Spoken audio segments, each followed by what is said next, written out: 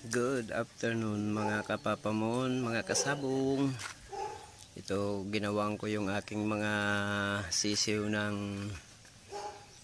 parang flying pin. Nakabili ako sa ukay nito. Ay actually hindi ko ito nabili. Ibinigay na lang ito sa akin ng doon sa ukay-ukayan kasi may mga punit na ito. So naghinayang naman ako, kinuha ko. Ayan, sabi ko naisip ko gawin kong parang flying pin itong mga sisiw.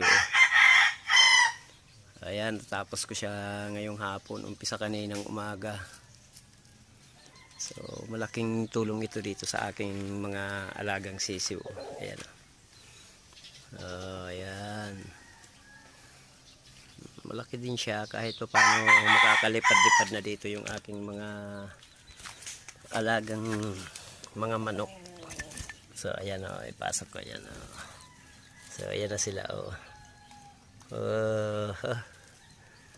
Yan.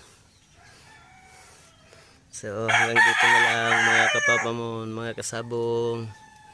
Magandang hapon uli sa inyong lahat.